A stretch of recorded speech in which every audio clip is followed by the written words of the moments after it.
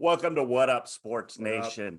If you guys don't know Matt Lisle, boy, let me tell you, you should.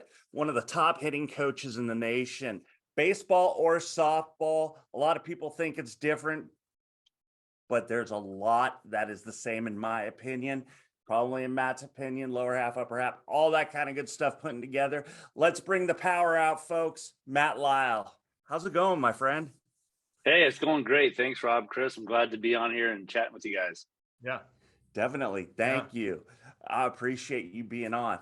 So, Matt, right now, the last time that I heard you were the hitting coach with the USF Dons. You've had a pretty storied career. You've worked with some NCAA players of the year. You've been a hitting coach for the Chicago White Sox, scout for the Tigers, you know, all that kind of good stuff.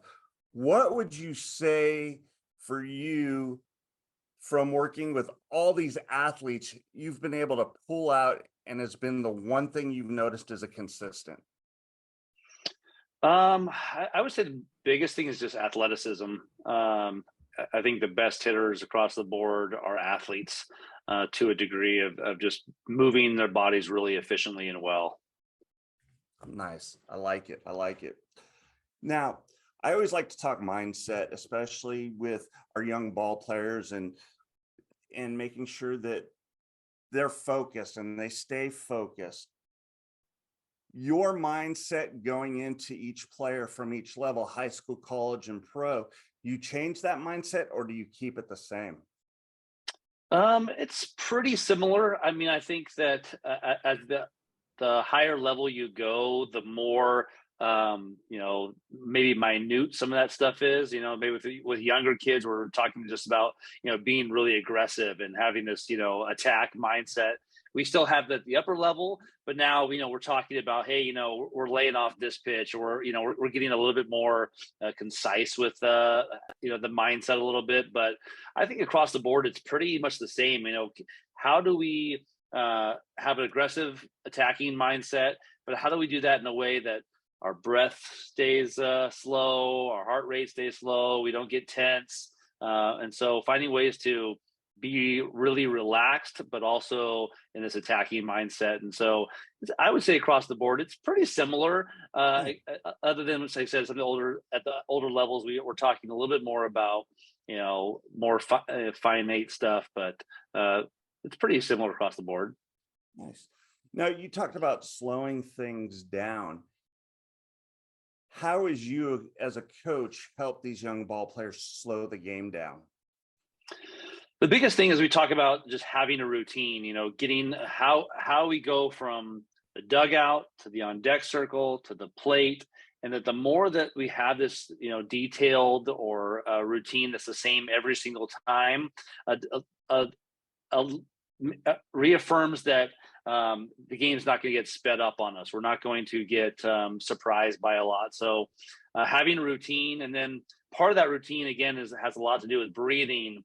It has to do with mindset, so that when we get to the box, our mindset is pretty in tune. So I think a lot of young hitters, they don't have any routine in the dugout. They don't have an idea of like when they get their helmet on, their batting gloves, their stuff together. What's their routine in the in the on deck circle? What's the routine in the batter's box?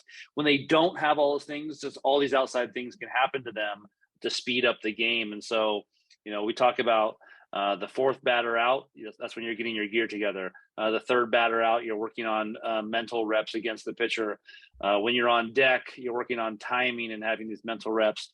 And then the way that you walk to the batter's box and your body language from there, and then the routine you have in the box, cleaning out the box and working on breathing routines. We take a breath when we get into the box. We take a breath when we're looking at the coach and getting our signs, and we have these focal points. And so when we have these routines all the way through, the game gets slowed down, our breath is better. But when every youth coach, high school coach in the country has had Jimmy, you're on deck, where are you? And it's like they're nowhere to be found. They have no idea where their stuff is. They're rushing all over looking for, I can't find my batting gloves, and they're running all over. And it's like, it happens all the time. And so when we have hitters that happens to them, the game's getting sped up. They're rushed, their heart rate's up, their breathing's up. And so it's really difficult for them to be able to do that. So by having this really set routine every single time we're on offense for every single person, it's a lot easier to maintain the tempo, the mindset, and all of that. I'm really glad that you brought up the fourth batter, because to me, a lot of it begins with warm-ups in the first inning, and trying to convey that to young ball players. It's like, hey, I don't care if you're 1 through 9, 1 through 25 on that team. You need to watch that first warm-up pitch and see what's going on, what he's got or what she's got or what she's throwing, because a lot of times pitchers in those first warm-up pitches, as you know, will throw everything just to see if they got the feel for it. And I find that absolutely phenomenal that you bring that up, because when I was coaching and when I was teaching, that was one of the things I brought up to my ball players. So thank you for affirming that.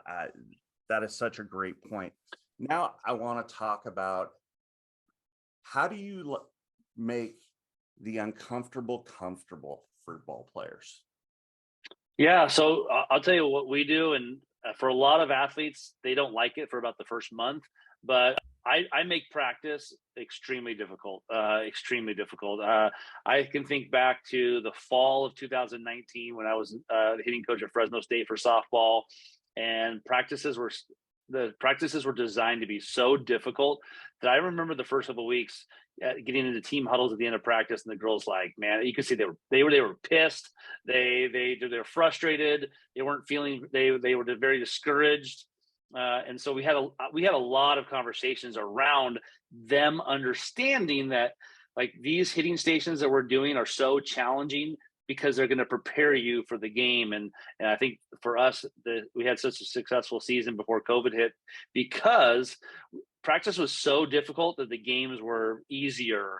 And to me, sometimes I think it's unclear to athletes and to coaches or parents. Like, when I'm speaking about the challenging or making it so difficult or so uncomfortable, I'm not talking about effort level. Like, we're not like doing 25 push-ups between every rep, or like running laps. Like, we're not making it physically exhausting. We're making it mentally or skill exhausting. And so a great example would be, every school has different resources, but it's at a Division I level. A lot of times we have pitching machines that allow you to program pitching. So rise ball, drop ball, curve ball, change, and we were able to program. And so, I would make those sequences very difficult, sequences. And so, or we would face, pitchers that, let's say the average D1 pitcher throws 60 to 65 miles an hour. We've got the pitching machine set at 70 miles an hour. So it's like you're facing the very high end of the spectrum. So by making these hitting stations and our practices really, really challenging, again, like the idea is moving on. So for me, I'm a huge proponent of it, and I've seen the success of making those practices really hard. And over time, the players start getting it. They start realizing and starting to buy into the idea of it. And so if you're a coach that wants to implement that, my only advice is that making sure that you communicate to your players, because if you don't, all of a sudden now everyone's discouraged. The practice is so hard, and everyone's thinking, man, this isn't very fun because I'm not getting. They have to be able to have some vision around why are we doing this. And if you don't communicate that clearly, you're gonna have a bunch of teams that just hates hitting, and to me, that's the funnest part of practice. Yeah, I agree. I'm right there with you. I think that is great points that you bring up for all these folks. Now, I like to bring this up during the middle or the end sometimes, or even the beginning of a show. Where can everybody find you? So for me, I'm all over social media: Instagram, Facebook, Twitter, TikTok, you name it, at Coach Lisle. But if you're looking for hitting stuff, you can find everything at the Hitting Vault and thehittingvault.com. And that's anything that has to do with hitting.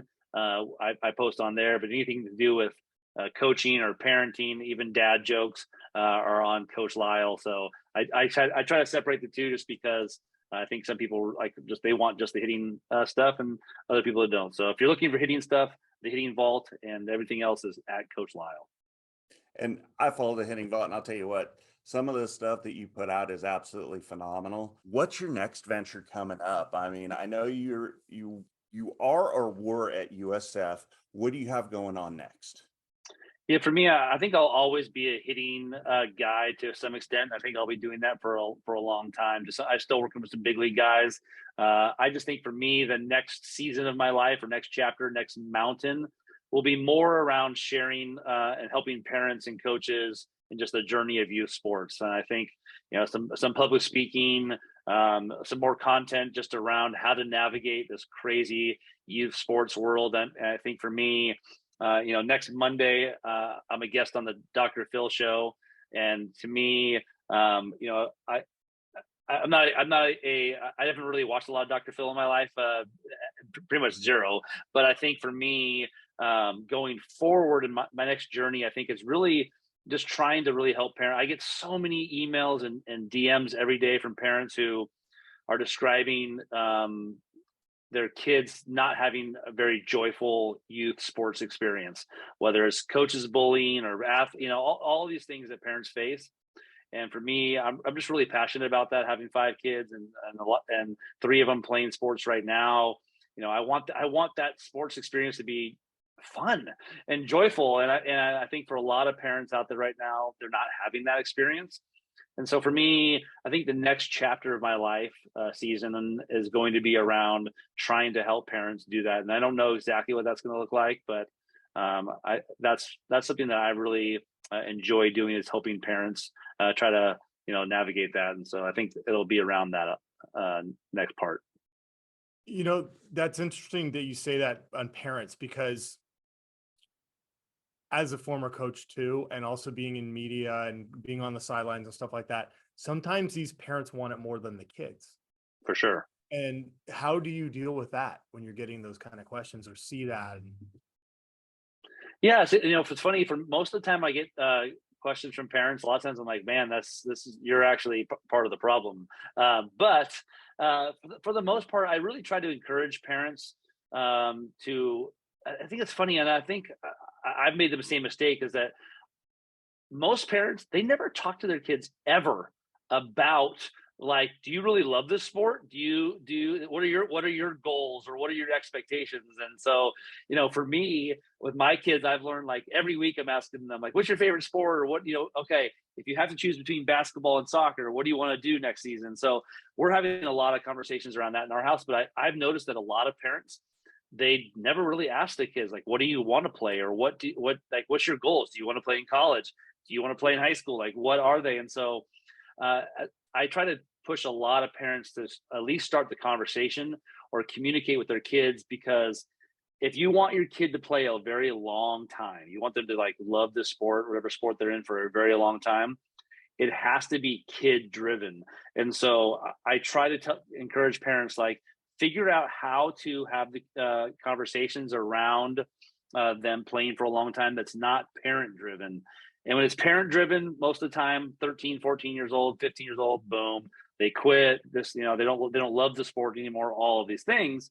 Whereas if we can help parents to understand that by, letting them choose what they want to do and encouraging them and creating this environment for them to choose, they usually play a lot longer. So for me, I just try to encourage them around that a lot. I'm going to share a quick story, but I have a question at the end of it. But my daughter, when she was playing basketball, and she was just okay, she wasn't going to go anywhere. I mean, no girls really go anywhere around this area, but she just wasn't in that kind of world. But she got to high school, and her choice was to go and be in the play or the musical, or to be a basketball player. And I said to her, are you playing for me, or are you playing for you? Because you don't have to play for me. And she chose theater, and now she's at Arizona State University in a broadcasting program, and that's great. She just didn't play sports. I wasn't where to go. So my question to you is at a very young age, you're on baseball side. And softball, yeah. Okay, so a ball. Yeah, there you go. That a boy. Good job. But do you encourage parents at a very young age to have them try as much things as they can, and then let it filter from there? Yes, absolutely. I mean, my 5-year-old will probably play every sport that ever was invented if there's a way to sign up for it. And then, I have a son who's going to UC Irvine right now and is a film major, and that was his thing. And he was an athlete growing up and did track in high school. And then just like that, I don't really love this, and I like film more, so I'm gonna do that. And I have a daughter, my 10-year-old daughter. She'll do sports. She's willing to do it. She's doing some tennis right now, which is kind of fun. But she's in the play with she's in the Aladdin right now, and she's done Willy Wonka, and she's really into singing and dancing and plays. And so for me, the only rule I have with my kids is that you got to be about something that doesn't involve the screen. You can't say I'm all into Fortnite or Nintendo Switch, but you've got to be into something. And so for me, I'm all for it as long as it's something they're passionate about. And so, like I said, with my daughter, I'm like, really pushing her to try to get into singing more and dancing and things that she loves. And I want her to play softball, but that's not something I'm going to push her to do because doesn't have that fire. Whereas, like I said, my 5-year-old, like literally, I'm looking at there's a football goalpost in my office right now that he's kicking balls, he'll kick balls through in my office. And so the next day I asked him the other day about basketball at recess or at PE, and he said, yeah, I don't like playing basketball at school because I can't dunk on that rim. And it's like a 7-foot rim. Like it is. And so it's just like, so like hopefully for as long as he can play, like he's playing every sport, and I'm all for it. He had his first soccer game last week ever in his life, 6 and under, and he scored 8 goals, and it was like 8-0 at halftime. And I'm like, oh my gosh, it was the most fun thing. He was totally into soccer. But next week, I guarantee it'll be football or baseball or something else, and I'm all for just doing as many sports as you can for as long as you can. But I will say that the last thing I'll kind of say about it is, unfortunately, we live in a world now that youth sports. I lettered in 4 sports in high school. I did baseball, football, basketball, and track. And back then in the 90s, and that wasn't that big of a deal. It's something different now because of all the travel ball, the year-round training, and all of the things that are happening. I tell parents a lot of time, hey, around your freshman year of high school, unless you are a freak of nature, incredible athlete, you probably are, if your goals are to play in college or to go to the next level, you're probably going to have to whittle down the sports that you really love playing. Now, if you just love playing the sports and you have no expectations of moving on to the next level, play as many sports as long as you can. But around the high school age, if my daughter was to say, hey, Dad, I really want to, play tennis in college, but she's playing 3 other sports, I'm going to say, hey, you can do it totally.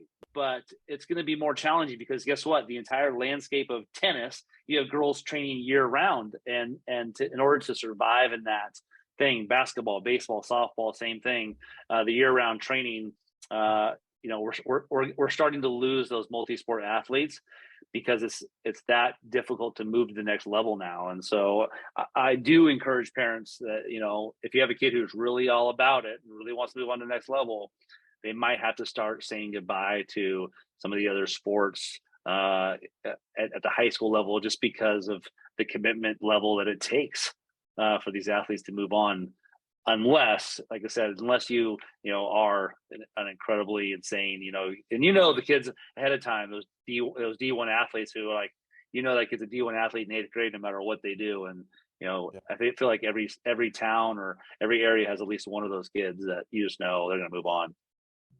You said so much in there, which was so good. I didn't realize that question was going to go as far, which I love, because you got passionate about your kids and then also about everybody else's kids. But out of that, I started to think about multi-sport athletes and other sports that help other sports. In baseball and softball, is there a sport or an activity outside of softball and baseball that you feel really helps a kid in baseball, softball? Because like wrestling's great for football players or track, things like that. Baseball, softball, I can't put a connection to it. Honestly, I would say the weight room. Like if there's anything like actually like getting physically fit in the weight room, getting stronger and faster, just becoming better of an athlete. I think all of the sports help, but I think if I was to like mold a kid who wanted to play baseball and said, hey, what other sport? To me, it would be like track, short term, like 100-meter dash, like training to be athletic versus like, I think basketball and soccer are great sports, football in the sense of endurance. The kind of weird thing about baseball and softball is that it's not an endurance sport. It really is a power speed sport. And so, if there's any type of training involved in that, to me, getting as strong as possible and as quick as possible. The endurance piece is just an interesting thing with baseball and softball. Like, I would never tell someone running cross country would help you to become a better baseball softball player, because the engines that we're trying to build are these, very strong, quick engines, and endurance probably doesn't really help. So to find a sport that's exactly, that's a good question. I would say golf. I think golf, any type of rotational movement sport, even tennis, things that help us to learn how to move our bodies rotationally very quickly and powerfully. And so, like I said, golf, tennis, things like that. Lacrosse, maybe. It's moving for and me, twisting at the same time, right? That's an interesting one. Lacrosse, hockey. Hockey is actually really good. Now, out here in California, like lacrosse and hockey, like I couldn't even name it. Very many kids do it, but it has grown. Lacrosse has grown incredibly. It's my 11-year-old son is doing a lacrosse class next month, and to me, I wish it was around when I was a kid, because to me, I was like, oh man, this would have been the perfect sport. It kind of combines all those things that I love doing. So I'm trying to push my two youngest sons to at least try it a little bit and see. I'm hoping that they will like it, because it is a really cool sport. But over on the West Coast, it wasn't. I don't even think I even heard of lacrosse until I was in my 20s or 30s on the West Coast. Yeah, and our area up here is starting to get lacrosse in the high schools. Starting not clubs. to see it more. High school things. Funny. So that's why I kind of brought that up. But yeah, I would have played if I would have had the opportunity back then. For sure. It was sort of a club, but I didn't really know what it was. Man, those were good. Hold on, time out. You just like hitting people, so I mean, let's be honest here. But I was a swimmer as well, so I wasn't really hitting people there. But water polo. Yeah, my wife did water polo in college, swimming in water polo, and we actually have a lot of water polo around here. My 11-year-old does a water polo class on Sunday mornings. I'll tell you, of all the sports, I love all the sports. I could not do water polo. There's zero chance I would survive one day. I can barely swim, let alone float on water and beat people up. It's just to me, I watch it. It's fun to watch. But I can tell you right now, that was one sport I would not have been able to hang in. It seemed to me like one of the toughest sports out there, to be able to basically, wrestle someone in the water and throw a ball. It's that's tough. Yep, I agree. All right, I'm gonna ask another crazy question here. Oh God, here it comes. No, in baseball, it's very quiet and pitch by pitch and focused. In softball, the dugouts are up and loud and chanting. Why is there that difference? Do you have an idea? That's a great question. I think not softball. I think just the culture at some point that became a thing, and so it's funny for me. People always ask me about it. I guess from going back and forth from baseball to softball, and it's funny. I mean, if you ask my wife, I don't listen to her 99% of the time anyway. So for me, I can tune out the cheering and the stuff. I don't even notice it. Now, having said that, I grew up with a musical background. I sang in high school. I was Hamlet in the Hamlet play.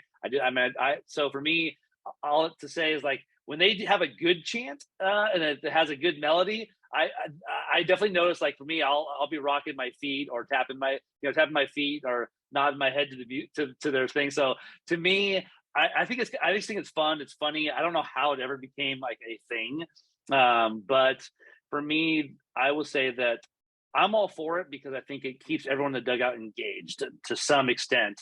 And I think, especially with younger players, I think at the pro level and college and pros, I think you could have a dugout that's not really paying attention and still execute the game plan.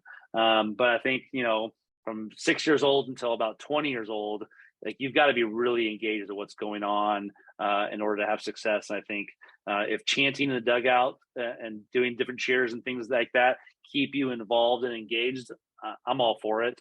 And like I said, over the years, I've actually gotten to enjoy it. And I'll tell them, like, I really like that cheer or that one. And if you've ever coached softball, like in the middle of the day, you hear these, we love free bases chant in the back of your head in the car, like these different tunes that they do, and it doesn't bother me at all.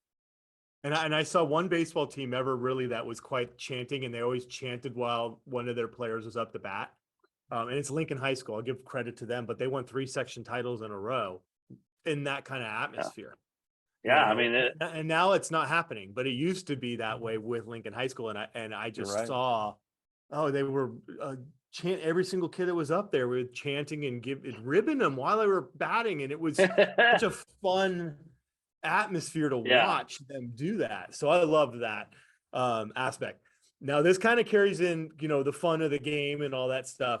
And you can share yours, or actually, I'd love to hear even maybe some of the craziest ones you may have seen, but superstitions in baseball and softball. What are your superstitions? What did you have? Or even as a coach, because I'm finding out the coaches have more superstitions than the kids sometimes, which is awesome. And or what are some of the craziest superstitions that you've come across? Yeah, for me as a coach, it's more just about routine, like, getting the same Starbucks in the morning, and like just throughout my day, I would try to have the same routine. And most of the time it'd just be boring stuff, not stepping on the line or all the different things that are kind of normal things. For me, the things that I see like during winning streak, like I said, players not washing their socks. It's funny as you get older, I'm like, that's disgusting. And as a kid, that was probably cool. But to me, that's probably the stuff I see. I think everybody's just a little bit different. Same batting gloves or different things that they wear under their clothes, or matching stuff that they do. I can't think of anything just too crazy. I had a player. He's a Division I coach now, and was one of the greatest players I ever coached. It was a pitcher, and he would watch Gladiator before every single start. The night before, he watched Gladiator, the movie, and like, I mean, every time he started on the mound, the night before, he watched Gladiator, and like for a couple of years, I was like, man, how many times have you seen this movie? But that was like his routine. So like, I think everybody's got little different things. That's probably the only thing I can really think of that I've really noticed.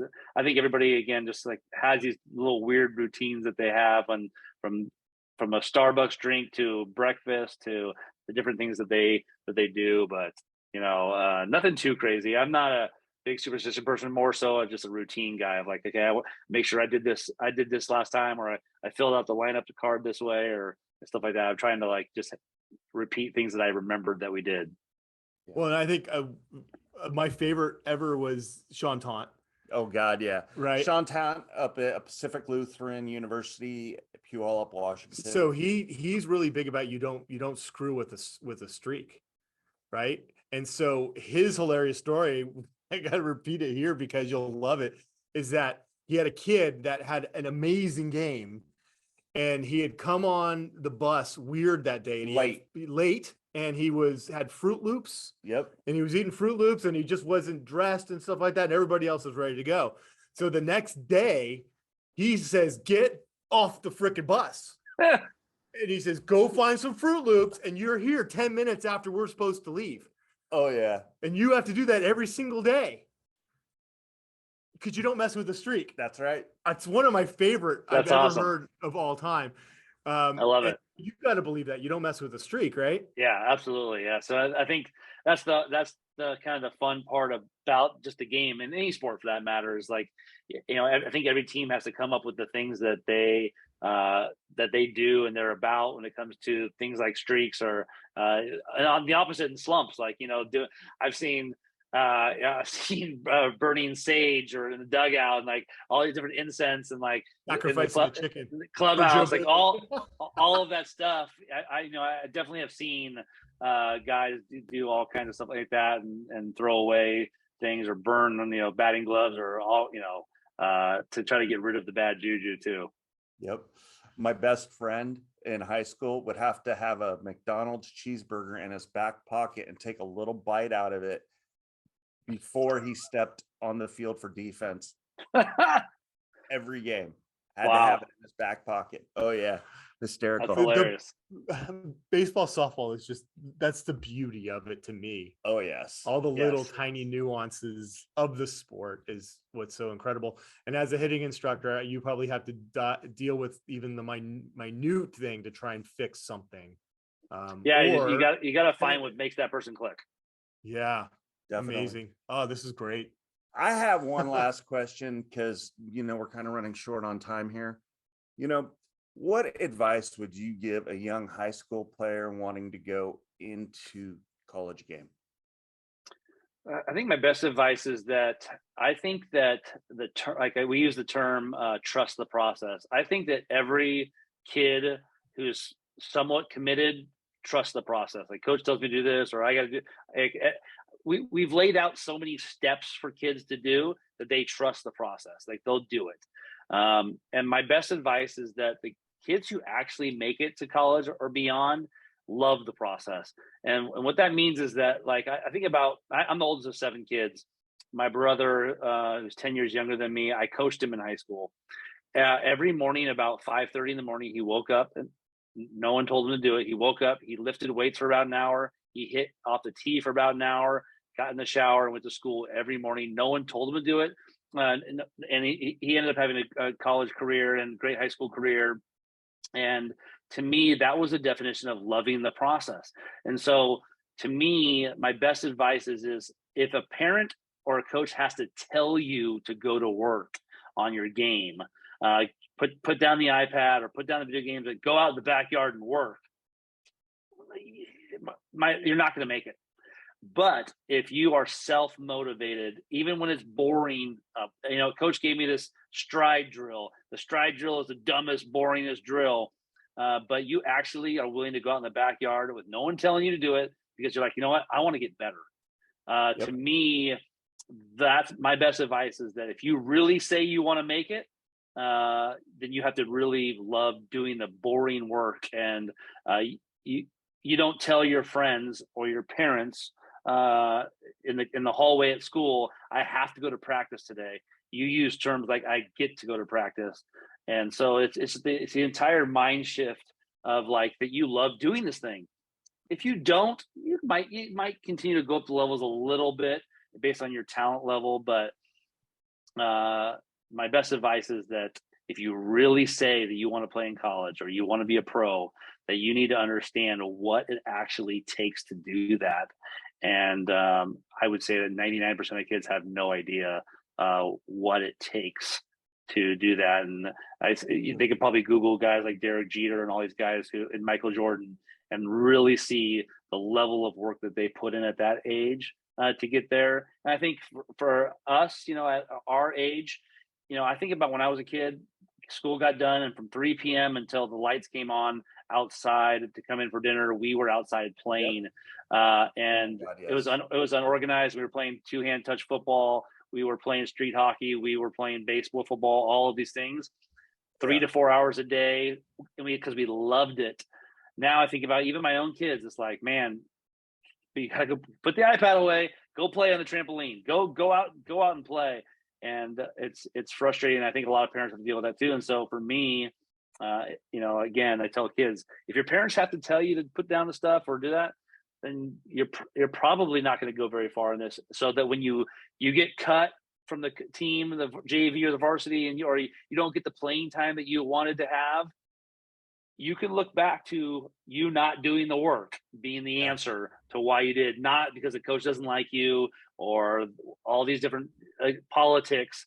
It's really because you didn't do the work and you didn't want to do it. Boom.